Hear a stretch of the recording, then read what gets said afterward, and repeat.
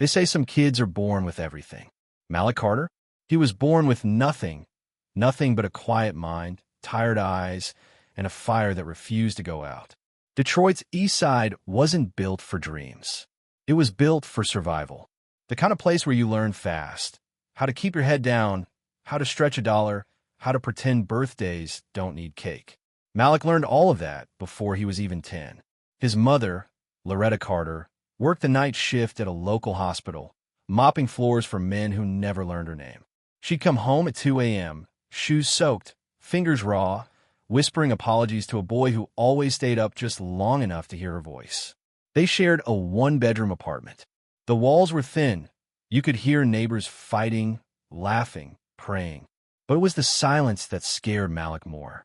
The kind that settled in after his father left without a word. No note, no goodbye. Just a chair at the dinner table that stayed empty for the rest of his life. Books became his only escape. Old paperbacks from the church donation bin. Pages torn, covers missing, but stories intact. He taught himself to read by age 4.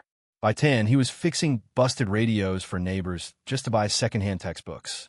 Not because he wanted to be smart, because he had to be. At school, the teachers called him the quiet one. But Malik was never idle. While the other kids shot hoops, he studied under broken streetlights.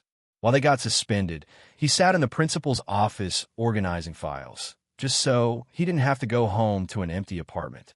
One day, he overheard 2 guidance counselors whispering, "Kids like him, they don't make it out." He never forgot that. Malik didn't dream of being rich. He dreamed of never seeing another eviction notice taped to the front door. He dreamed of paying for lunch with cash, not vouchers.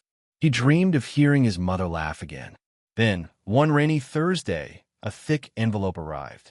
Gold seal. Crimson stamp. Harvard University. Full ride. He didn't scream. Didn't cry. He just sat on the edge of his twin bed, held the letter to his chest, and whispered, "Mama, we made it." But Loretta wasn't there to hear it. She was still at work, mopping floors under flickering fluorescent lights. Malik left the envelope on the kitchen table with a note. "I'll make this count. I promise." Narrator tone shifts, deeper, more grounded. At Harvard, the halls looked like museums. The students smelled like perfume and privilege. Malik smelled like soap, stress, and struggle. He didn't belong, not by their rules. But he didn't care. He worked 3 part-time jobs, shelved books at the library, delivered groceries, cleaned dorms after midnight. There were nights he didn't eat, nights he didn't sleep, but he never missed a class, never asked for a handout. He lived on coffee, borrowed notes, and the memory of his mother's voice humming Billie Holiday while scrubbing the bathtub. "If you can't afford peace," she used to say, "then find quiet." By his junior year, Malik Carter had a perfect GPA.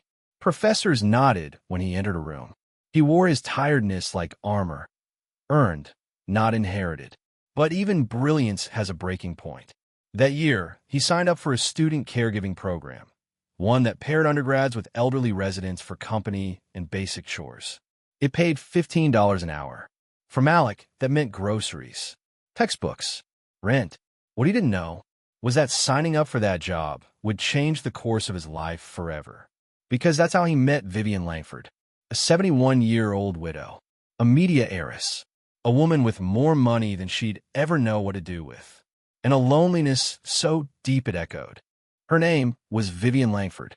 To the outside world, she was an enigma, a billionaire widow hidden away in a sprawling Cape Cod estate with views of the ocean and a past no one dared to speak of.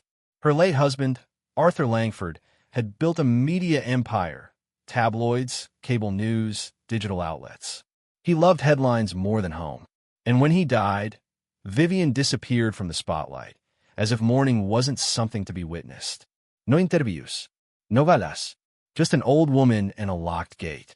The first time Malik Carter met her, he was 21. She was 71. He wore a borrowed shirt and frayed khakis. She wore a pale lavender shawl, eyes sharp despite the years carved into her face. He called her Miss Langford. She chuckled, dry, not unkind. "Please, call me Vivian, or I'll call you Mr. Harvard for the rest of time." So that became their game. He carried groceries, repaired her printer, read poetry aloud in the afternoons when the wind off the Cape made her bones ache. And slowly, their conversations changed. They stopped talking about receipts and ink cartridges. They started talking about life and loss and loneliness. Narrator slows down, more intimate tone. One day she asked him, "Do you think people can be born into the wrong life?" He paused. "Maybe," he said, "but I think people can fight their way out of it too." That was the moment she started to look at him differently. Not like a student, not like a stranger, like something else, something she couldn't quite name. She told him about her husband, about the wine-stained dress on their first date, about the 20 bouquets of white roses sent the next day. "I should have left him then," she laughed bitterly. "I married Charm, but Charm grows old when it forgets to listen." Malik didn't reply. He just poured her another cup of tea. No sugar, extra lemon. The way she liked it. That day, something shifted.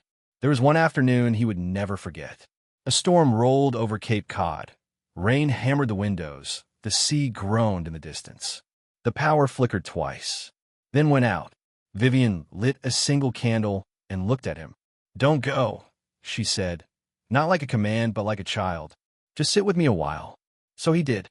They sat on the floor of her study, backs pressed to bookshelves filled with first editions and dusty awards. She spoke about a child she had lost. A son, gone before his second birthday. "My other children," she said, "think I've forgotten. But I haven't. I just learned to pretend."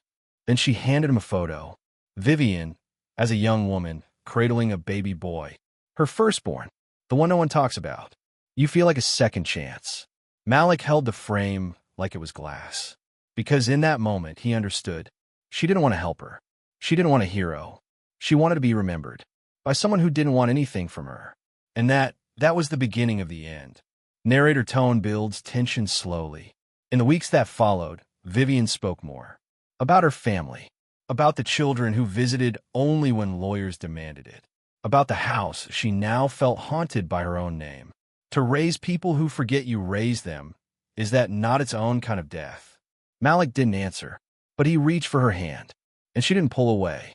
One morning, as the sun lit her porch in gold, she turned to him and said, "If I died tomorrow, you'd have nothing, but you've given me more peace than my own children ever did. I want to give something back." He shook his head. "You already have." But she persisted. She told him she wanted to leave him part of her estate. A gesture of gratitude. "But my children, my lawyers, they'll never allow it," she whispered. "The only clean way to do this legally is if we marry." Malik blinked, confused, disbelieving. "Vivian, I'm not asking for love," she cut in. "Not a wedding, not a honeymoon, just your signature. You walk away after I'm gone with a future worth something." Narrator voice deepens, slow and conflicted. For days, Malik wrestled with it. Was it ethical? Was it right? Was he betraying the trust she had built by accepting her offer? Or was this a woman, a widow, a mother, a forgotten soul, simply trying to make one final decision that felt truly hers? The night before he gave her his answer, Malik lay awake on the stiff mattress in his dorm room. The radiator clanked like it always did. The campus buzzed outside with laughter and light. But in his chest, there was only silence. And in that silence, he saw her, not as a billionaire, not as a benefactor, but as a human being, alone. And so the next morning, he said yes. The day of the marriage was cold. Not winter cold, but that kind of spring chill that lingers when something hasn't quite died but hasn't been born either. There were no flowers, no cake, no family. Just Malik Carter, wearing a borrowed suit 2 sizes too big, and Vivian Langford, in a powder blue cardigan and a wide-brimmed hat to hide her thinning hair. They stood before a courthouse clerk in Barnstable County, exchanged no vows, no rings, only signatures. When it was done, she looked at him and whispered, "This doesn't change anything." Malik replied quietly, "I know, but maybe it protects something." In the car, she handed him an envelope. Inside was a newly updated will, notarized and sealed. It named Malik as a partial heir, $12 million, a fraction of her estate, but more money than he could ever imagine. He didn't sleep much that night, not because of nerves, because Vivian wouldn't let him go to bed. She insisted they sit on the porch, wrapped in wool blankets, watching stars. I've been saving these biscuits, she smiled, opening a tin. For a real occasion. Malik chuckled. Marrying me counts? She winked. It's not every day an old woman pulls off the biggest plot twist of her life. Narrator softens, like a lullaby before the fall. They didn't speak of money, or the will, or her children. They spoke about the moon. Do you think it's lonely up there? She asked. No, Malik replied. I think it just waits patiently for someone to notice it. The next morning, she made him breakfast. Eggs and toast. She burned the edges, called them extra crispy, the French way. He pretended to believe her. Then they walked the garden slowly. She held his arm, not out of frailty, but intention. She pointed at the hydrangeas along the southern wall. Arthur hated those, she said they reminded him of funerals. And you kept them? Of course, she smiled. They remind me of rebirth. Later that afternoon, she showed him a music box. It played a soft lullaby, one Malik had never heard. I used to play this when I couldn't sleep, she said, fingers brushing its faded wood. It barely works anymore. Like me. He didn't laugh. He just watched her and felt, somehow, that the moment was more real than anything in his Ivy League textbooks. That evening, as the sky turned the color of rust, she turned to him with a voice more fragile than ever. You've made me feel young again, Malik. Not in body, in soul. Narrator pause, change in tone, danger in the air. She gave him an envelope. Open it only if I'm not here to explain it. He frowned. Don't say that. I'm not planning anything. But life. She looked toward the sea. It doesn't ask for permission. That night, they sat on the porch again. No biscuits. No stars. Only the sound of waves and rocking chairs creaking in the dark. Vivian leaned her head on his shoulder. Not romantically, not dramatically, just gently, like someone finally at peace. Malik, for the first time in years, whispered a prayer. Not for himself, for her. Let her sleep. Let her be safe. Let this peace last, even if it's just for tonight. But peace? It never lasts long in stories like this. 2 days later, on a quiet Saturday evening, Vivian Langford was found dead. Narrator tone shifts, cold, sharp, haunting. The housekeeper arrived early for her overnight shift. She found Vivian slumped in a velvet armchair by the fireplace. A single gunshot wound to the head. Blood on the rug. A small pistol on the floor, registered in her name. No sign of forced entry. The security system? Disabled, supposedly for maintenance. The will? Still on her desk, signed, sealed, untouched. And Malik Carter? He was in the house. He told police he'd been in the guest wing, working on a paper. He said he hadn't seen her since lunch. He said he heard nothing. But they found his fingerprints on the gun. And the media? They didn't wait for evidence. They didn't wait for facts. By Monday morning, the headlines were everywhere. Harvard gold digger marries billionaire widow. She's dead within 48 hours. From poverty to murder. Malik Carter accused of killing his wife for inheritance. Narrator voice darkens, grave and heavy. Malik was arrested that same afternoon. He was still wearing the same suit from the courthouse wedding. Dazed, eyes red, mouth slightly open, as if he hadn't yet caught up with the horror of what had just happened.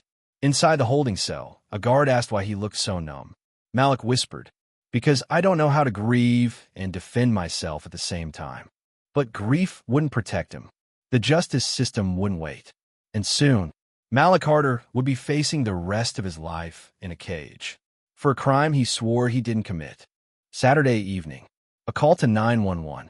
An old woman dead by the firelight. No sign of struggle, just a quiet, devastating end. But for Malik Carter, it was only the beginning. By the time the sun rose on Sunday, the Langford estate was swarmed with police, forensic teams, and cameras. The housekeeper's voice trembled as she recounted what she saw. But no one was listening to her. They were focused on him, the boy from Detroit, the student turned husband, the husband turned suspect. Narrator drops tone, heavy, disbelieving.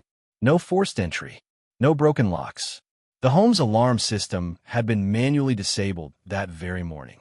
There were only 2 people in the house, Vivian Langford and Malik Carter. The pistol was hers, but his fingerprints were on it. The will was recent, signed, notarized. It named Malik as a partial heir to $12 million. And just like that, a loveless marriage became a headline. A headline became a motive. A motive became a conviction before a trial had even begun. Narrator tone shifts, satirical, bitter. The media did what it always does best. They didn't ask questions. They sold answers. From Ivy League to inmate. The fastest fall in Harvard history. Gold digger or grim reaper. New husband accused and widow's shocking death. Who marries a 71-year-old billionaire just for gratitude? They dragged his face across every screen, every tabloid. One image in particular, his arrest photo. Eyes glazed, suit wrinkled, mouth slightly open, like someone caught mid-sentence, mid-collapse. And that's how they froze him in time. Not as a student, not as a son, not as a man, but as a monster. Narrator leans into raw emotion. Vivian's children were quick to step in, especially her eldest son, Grant Langford, a man with a smooth tie, perfect hair, and a heart like polished stone. He stood before the estate gates with cameras flashing and tears cued on command. My mother was manipulated, he said. She was vulnerable. This boy exploited her. We want justice. Full justice. His voice cracked. His lawyer stood behind him, silent and sharp. No one questioned the timeline. No one questioned the cameras being down. No one questioned Grant's access to the estate. His history of controlling the will. His fury when his mother gave her money to a stranger. No, the villain was clear. It was Malik. Narrator slows, deliberate. Injustice begins to throb beneath the surface. Malik was arrested 48 hours after the wedding. He hadn't even unpacked his overnight bag. In court, he stood alone. No family in the gallery. No friend from school. No one holding up a sign. No one crying for him. His lawyers were court-appointed. Underpaid. Overworked. Unprepared. They told him, "Don't speak. You'll only make it worse." So he didn't. He sat and watched his life be recited like a screenplay with no second draft. Narrator cuts, brutal, sharp tone. The prosecution had one story, but it was all they needed. Malik married her for money. She named him in the will. She turned up dead. His fingerprints were on the gun. Case closed. No forensic evidence linking him directly to the trigger. No weaknesses. No history of violence. No clear motive beyond the inheritance. But the jury didn't need clarity. They needed closure. And Malik Carter? He was a convenient ending. The jury deliberated for less than 6 hours. Long enough to eat lunch, talk casually, and return with a verdict that shattered a man's entire future. Narrator pause, and then, the sentence. We find the defendant guilty of first-degree murder. Malik blinked. Once. Twice. Then tears welled up. Not of fear, but of betrayal. She trusted me, he whispered, barely audible. She trusted me. The judge sentenced him to 20 years to life. No possibility of parole for at least a decade. He didn't hear the gavel. Didn't hear the gasps. All he felt was the air leave his lungs. Like something had cracked open inside him. And no one else could hear the sound. As the bailiff tightened the cuffs, Malik looked behind him. Empty benches. No hands reaching for him. No one waiting. And in that moment, he realized something far worse than losing his freedom. He had lost his place in the world. Narrator tone. Haunting, hollow. The prison van smelled like bleach and steel. He stared at his reflection in the scratched-up window. Jaw clenched. Eyes hollow. The face of a ghost halfway between grief and disbelief. At intake, a guard asked him. First time. Malik nodded. You'll learn quick, the guard replied. The innocent ones always do. The courtroom had dark wood panels and marble floors. It was meant to feel sacred. It felt like a stage. At the center sat Malik Carter, not in a cap and gown, but in a cheap gray suit, too big at the shoulders. Wrists cuffed, eyes sunken, mouth tight. He had once dreamed of standing in a courtroom, as a lawyer, as a defender of truth. Instead, he stood as a spectacle, an image for the cameras. The Harvard gold digger turned widow killer. Narrator quiets, bitter tone creeps in. He never spoke, not once. His attorneys told him, they already think you're guilty. Don't give them your voice, too. So he sat and listened as strangers rewrote his life in past tense. The prosecution built a narrative, not on fact but on fear.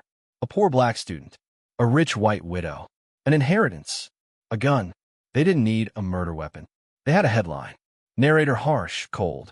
They called Vivian's death a calculated killing. Said Malik lured her in, manipulated her, married her, just to gain access to her will. They said his fingerprints on the gun were proof. They said his silence after her death was suspicious. They called him cold, predatory, opportunistic. And then came Grant Langford, Vivian son, her heir, her alibi, and her executioner. But no one knew that yet. Narrator, controlled disgust. Grant took the stand, eloquent, grieving, perfectly rehearsed. He dabbed at dry eyes with a monogrammed handkerchief, spoke of his mother's deteriorating state, said she had become confused in the final weeks, said she would never have married Malik unless she was coerced.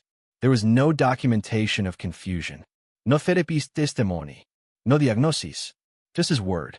And the jury ate it up, because he looked like money. And Malik? He looked like a mistake the rich were afraid to admit they'd made. Narrator, low and personal. Malik wanted to shout, to say that Vivian had been clear, that she was lucid, strong-willed, kind. But his lawyers shook their heads. He sat still and listened as 10 years of struggle, love, and effort were twisted into a motive. They didn't call any character witnesses. No teachers. No mentors. Not even the housekeeper who found Vivian that night. Because it was easier that way. Faster. Cleaner. Narrator cold. Sharp. They never mentioned that Grant Langford had once threatened to contest Vivian's will. They didn't tell the jury about his financial mismanagement or the quiet legal battles behind the scenes. Because those weren't useful facts. What was useful? A black man, with a motive, and a silence that could be weaponized. Narrator slows, final blow incoming. The closing statements were slick, painted Vivian as a tragic figure, rich in money, poor in judgment, and Malik as the vulture who circled at the right time. The defense barely pushed back. They fumbled their notes, mispronounced names, seemed like they wanted to go home. When the jury left to deliberate, Malik sat still, his fingers interlaced, his head low. He whispered to himself, I didn't do this. I didn't. But no one was listening. Narrator, breathless, numb. 6 hours. That's all it took to decide his fate. A single afternoon. They came back, stone-faced, lips tight. The foreman stood. We find the defendant guilty of first-degree murder. Narrator paused, then low and aching. The courtroom exhaled. Some gasped. Others nodded. The judge's voice rang out like a bell. You are hereby sentenced to 20 years to life in state prison. And just like that, a brilliant student with a future carved in sweat and sacrifice was led away in chains. Narrator, hollow and still. He didn't remember the gavel. He didn't hear his cuffs click. He barely registered the silence in the courtroom. Because he wasn't there anymore. Not really. He was back in that dim Detroit apartment, holding a Harvard envelope against his chest, whispering, Mama, we made it. Except now, they hadn't. Narrator, bitter reflection. They called it justice. They called it swift. They called it fair. But for Malik Carter, it was just another silence he couldn't survive. Prison wasn't loud. It wasn't the clanging metal or the barking orders that got him Malik. It was the silence. The unbearable, stretched-out silence. The kind that pressed against your skull until your memories started shouting just to be heard.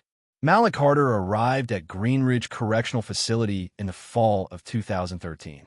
He was 23 years old, convicted of murdering his wife, labeled a manipulator, a liar, a killer, and worst of all, no one came to see him. Narrator, heavy and still. 6 months in, a guard slipped a folded newspaper under his cell door. It was an obituary. His mother had died of stroke.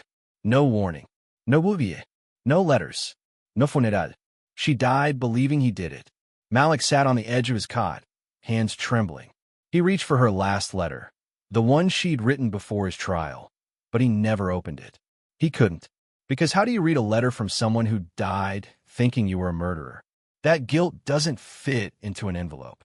Narrator softens, sorrowful. He tried to disappear inside the prison walls. He volunteered for the library, shelving books repairing torn covers, touching words like they were old friends from another life. He kept to himself, not out of pride, out of survival. He didn't belong with the violent, but he didn't belong anywhere else either. Narrator low, intimate.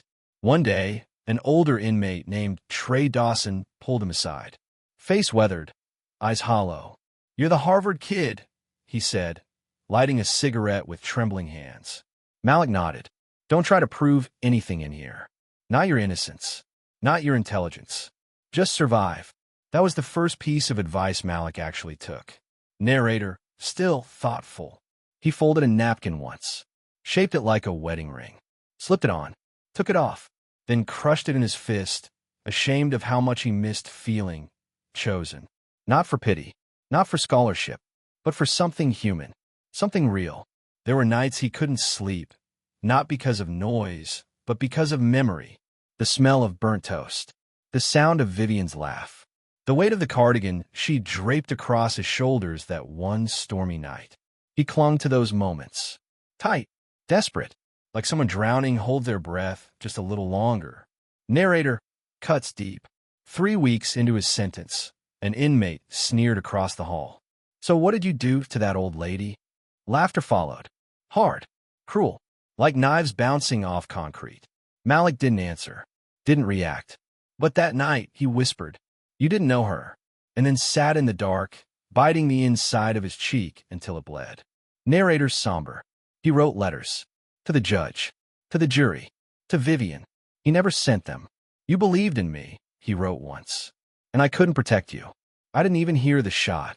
Eventually, he stopped signing them, because names like innocent carry no weight behind bars. Narrator reflects. The quiet desperation grows. The years passed in rituals. Wake up, eat, wait, survive. He stopped telling others he was innocent, because repeating it too often started to sound like a lie, even to himself. The nickname stuck. Widow Killer. He didn't flinch anymore when they said it. He just looked away. They didn't know her. Didn't know the way her hands trembled when pouring tea. Didn't hear the way she hummed to herself walking past her husband's portrait. To them, she was a story. To him, she had been home. Narrator. A flicker of something new. It wasn't until his 4th year that he picked up a pen again.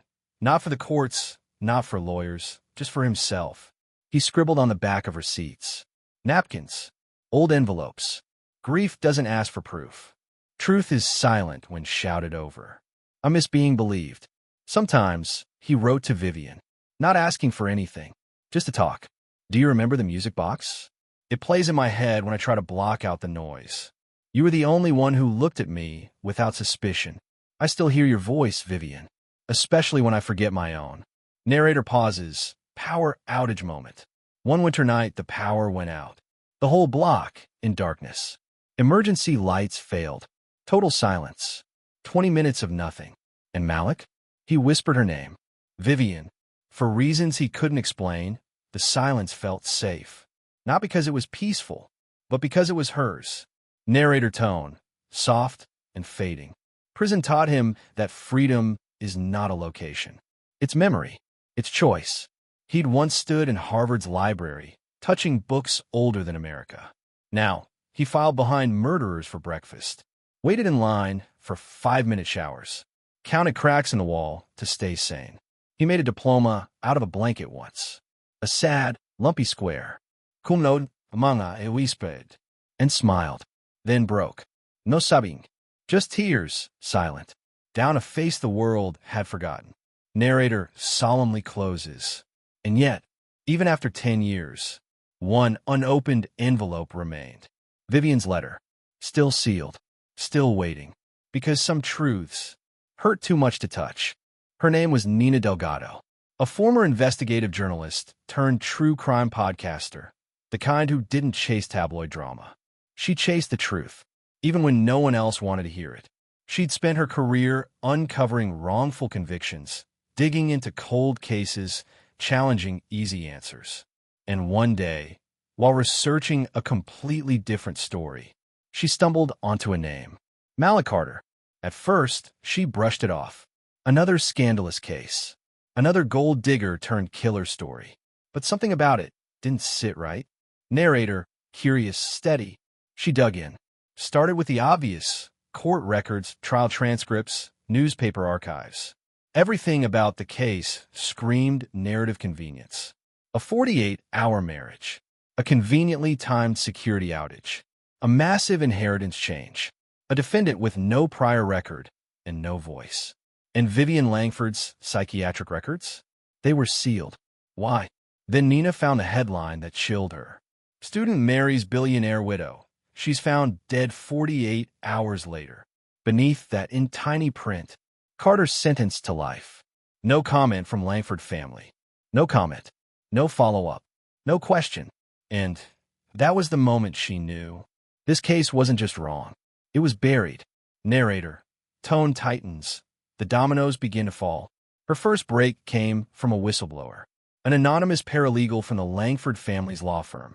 They told Nina there had been a letter. One Vivian wrote 2 days before her death, addressed to her attorney. It read, "If anything happens to me, look to Grant first. He's already trying to void the new will. He can't accept that I chose someone outside the family." The letter was never submitted to court, never acknowledged, just vanished. Nina's breath caught in her throat. This wasn't suspicion anymore. It was suppression. Narrator, stronger, energized. She filed formal requests for documents. Blocked. She reached out to the estate's legal team. Stonewalled. The more resistance she met, the more convinced she became. Malik Carter didn't kill Vivian Langford, she said on her podcast. Someone else did. And the world was too eager to believe the wrong story. Narrator slows. The first visit. Meanwhile, Malik sat in his cell. Unaware. Unchanged. A ghost in orange, filing books and fading. Until one rainy Tuesday, a guard knocked on his door. "You have a civilian visit." His first thought? Mistake. His second? Trap. But it wasn't either. It was Nina. Trench coat. Leather notebook. Eyes sharp behind fogged-up glasses. She sat across the plastic partition and looked at him like she had waited years for this one question. "Malik, did you kill Vivian Langford?" He met her eyes. Tired. Flat. Unreadable. "No," he said. "But nobody ever asked me that. Not like they meant it." Narrator tone becomes emotional, layered. Nina didn't interrupt. Didn't assume. She asked about Vivian. About the will. About that last night. And when she was done, she slid a photocopy across the glass. Vivian's letter. The one naming Grant as a threat. Malik's hands trembled. His breath hitched. For the first time in 10 years, he cried. Not because he was broken, but because someone finally believed him. Narrator. The investigation ignites. Back at her hotel, Nina didn't sleep. She spread her notes across the bed like puzzle pieces forced into the wrong picture for a decade. Headlines screamed lies.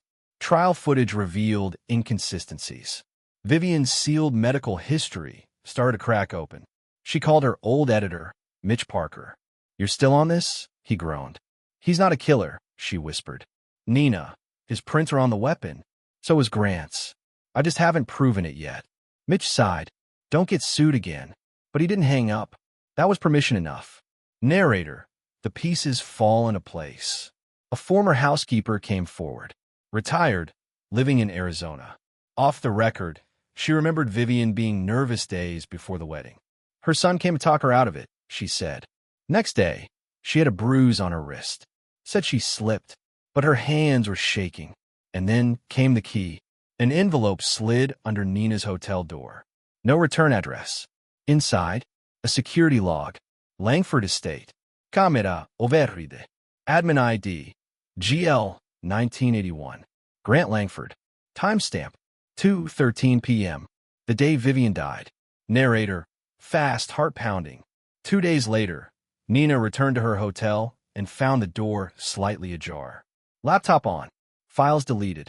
Nothing stolen, just watched. Warned. She sat on the bed, heartbeat thudding in her ears, and whispered, "You're scared of what I'll find." She was close. Too close.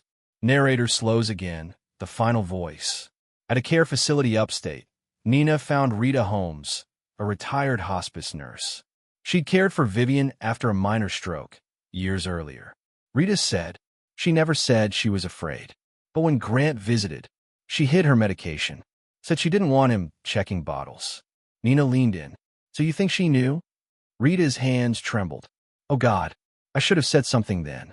Nina looked her in the eye. You're saying it now. Narrator. Calm before the storm. Back in Boston, Nina sat in a diner, holding Vivian's letter again, reading the words out loud into her recorder. If anything happens to me, look to Grant first. She tried to protect Malik Carter, Nina whispered, and the system failed them both. But not anymore, because this time, someone was listening. It began with a knock. Carter, the guard said, you've got another visitor. But this time, it wasn't a journalist. It was a lawyer. From the Innocence Initiative. Eyes alert. Suit sharp. Voice steady. Malik, your case is being reopened. Narrator slows, like watching dawn rise. He didn't speak at first. Just stared. Then whispered. Vivian, she was willing to give me $12 million. A pause. Her own son killed her for the rest. Narrator, quiet fire. 2 weeks later, as Grant Langford prepared to board a private jet to Switzerland, he was surrounded by federal marshals. He didn't run. He didn't fight. He just turned, smirked, and said, what took you so long? Narrator, courtroom energy returns, electric and tense. The retrial began 6 months later. Same courtroom, same polished floors, same cold air. But this time, Malik Carter wasn't in handcuffs. He wore a gray suit, clean, a size that actually fit. He sat at the defense table, chin high, eyes forward. And this time, he had something he'd never had before. A voice. Narrator, matter of fact, but powerful. The new judge wasn't impressed by how the original case had been handled. Nina Delgado sat in the front row, notebook ready. Vivian's letter, now fully authenticated, was part of the official record. The defense came prepared. IT logs proved the camera system was disabled using Grant Langford's credentials. Testimony from the housekeeper detailed the bruise on Vivian's wrist. A reanalysis of the gun found a second partial print on the trigger, not Malik's. It matched Grant. Narrator tone lifts, the air shifts. They laid out the timeline. Grant discovered the will change, visited his mother days before her death, argued, threatened legal action, disabled the security system, left nothing behind except a fingerprint, and a sealed letter from his mother pointing straight at him. And when that letter surfaced, the courtroom went dead silent. Narrator, pause, and boom. Then came the final blow. A deposition from a former estate attorney. Under oath. Yes, he said. We were told to ignore Vivian's letter. Mr. Langford didn't want it complicating things. Narrator, sharp, cold. Grant Langford sat at the prosecution table. Expression blank. Jaw clenched. Eyes twitching. He didn't testify. Didn't apologize. But the evidence screamed for him. And after 10 days of testimony, 10 days that tore open the wound the system tried to hide, the verdict came. Narrator, slow, deliberate, a breath held for years. We find the defendant, Malik Carter, not guilty. Narrator, quiet release, almost a whisper. Malik didn't cry. He just exhaled, a breath 10 years in the making. Narrator sharpens, not over yet. But that wasn't the end. Grant Langford was immediately arrested in the courtroom, charged with first-degree murder, obstruction of justice, conspiracy to frame an innocent man. He pled not guilty, but the jury didn't buy it. Narrator bitter. He was found guilty on all counts, sentenced to life in prison, no possibility of parole. When asked for comment, he looked into the cameras and said, she gave it all to a stranger. What did she expect? Narrator, righteous, steady. What she expected was to be remembered, with dignity, with peace, with kindness. What she got was murdered. And what Malik got? 10 years in a cage. Outside the courthouse, a reporter asked, what does justice feel like? Malik paused, then answered, justice? That would have been not losing my mother, not missing a decade of my life, not burying the only person who believed in me. This is just survival. He walked out alone. No confetti, no fanfare, just wind in his face and a world he no longer recognized. But at least now, he was free. They say freedom feels like joy. But for Malik Carter, freedom felt like noise. Too many sounds, too many lights, Too many years missing in between. The subway was too loud. The sky was too wide. Even the buzz of a cell phone in someone's pocket felt like an alarm. He didn't own a phone, didn't have a bank account, didn't understand tap to pay or QR codes or why everyone walked so fast but smiled so little. Narrator, patient, weary. He applied for over 40 jobs in 2 weeks. One interview went well, until they Googled him. Still there. Page 1. Harvard gold digger accused of murder. The update, the exoneration, was buried on page 5. He rented a small room above a laundromat in Roxbury. The landlady was kind but distant, never asked what he'd been through. He never told her. At night, he sat by the window, watching people walk by with their groceries, their dogs, their lives. And he wondered, what do you do when the world you were fighting to return has already moved on without you? Narrator, soft, touching grief. He still hadn't opened the letter from his mother, the one she wrote before she died, while she still thought he was a killer. He kept it in a drawer next to another letter. Vivian's, still sealed, still too painful. 2 ghosts, 2 women who believed in him and didn't get to see the truth rise. Narrator, flicker of light. He walked past Harvard's gates one afternoon, watched students rush by with coffee and earbuds. No one looked at him, and for once, that was okay. He started volunteering at a local library, helping kids with homework. One of them, a quiet boy named Jaden Rivers, reminded him of himself. Big eyes, guarded posture, questions he didn't know how to ask. One day, Jaden looked up from his math book and asked, "Were you ever in college?" Malik hesitated. "Yeah, a long time ago." "Did you finish?" Malik smiled. Soft, tired.